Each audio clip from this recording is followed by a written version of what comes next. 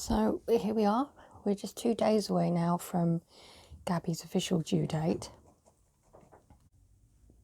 At the moment, she is checking out the pen, and the observant of you will notice that there has been a change.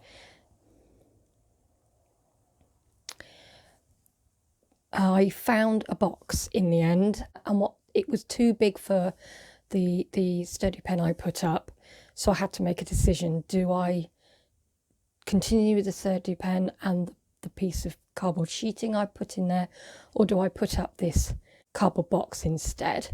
And I decided that I would use the cardboard box. So you can see it's got quite a good height here. There's no chance of the kittens falling out. I have cut a little slot in the end of this box, so it's lower. It's probably, I don't know, about 4 or 5 inches high, just down here, which makes it easier for Gabby to step in and out. She doesn't have to try and hop over. There are 2 cameras viewing this pen, so that I can watch what's going on without disturbing her. And it doesn't matter which end of the box she decides to go into, I will still be able to get a good view. So I'll be setting my alarm every hour, including overnight, to make sure that I wake up and check on her. Most cats do actually give birth during the night, although last time Gabby gave birth during the middle of the day, which was very convenient.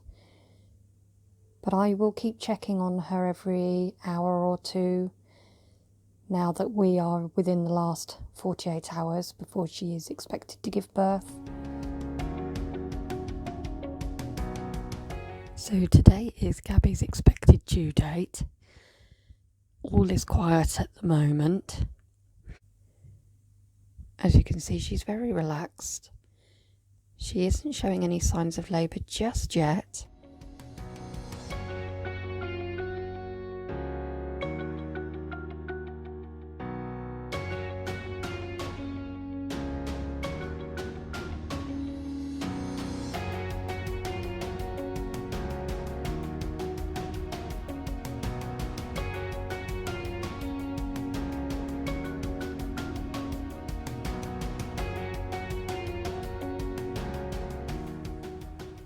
So it's morning, and as you can see, Gabby had 3 little kittens overnight.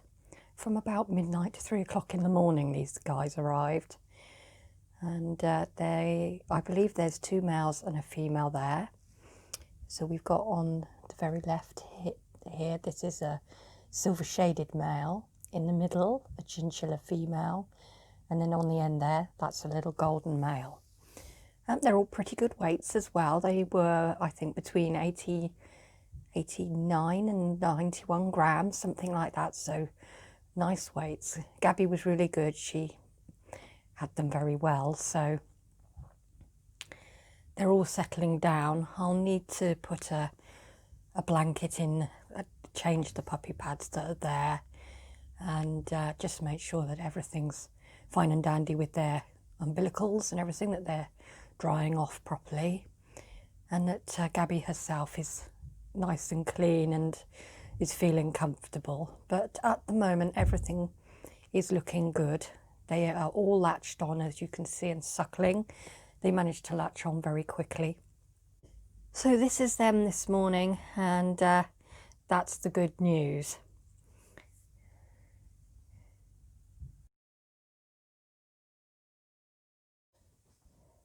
Breeding is all about bringing new life into the world. But where there is life, sadly, there is also death. At birth, I checked the kittens over, and they all looked fine. They started to suckle straight away, and they were all very vigorous. When I weighed them in the evening, they'd all put on a good amount of weight. But the next morning, when I weighed them, one of them had actually lost a little bit of weight. Not a lot, just a couple of grams. And I thought to myself, okay, maybe he needs to just have a feed. However, during the next few hours as I watched him, I noticed that he would snuggle up to Mum, but he made no attempt whatsoever to suckle. I weighed him again mid-morning and he'd lost a little bit more weight. Although he was warm and wriggly, he wasn't as vigorous as before, and he also looked a little bit bloated. So I took him to the vets, and it was while he was there they discovered that he had a birth defect with his bowel, and there was nothing they could do to help him. So to prevent further suffering, he was gently put to sleep by the vets. Luckily, there are still the 2 kittens, so it means that Gabby does still have kittens to care for and to keep her occupied. So we will check those 2 now and see how they're doing. So here they are. You can see they're actually looking really good at the moment. There's the little silver girl, and this one is the male here with the darker colouring. Gabby's being really good with them. She's keeping them nice and clean and keeping them well fed.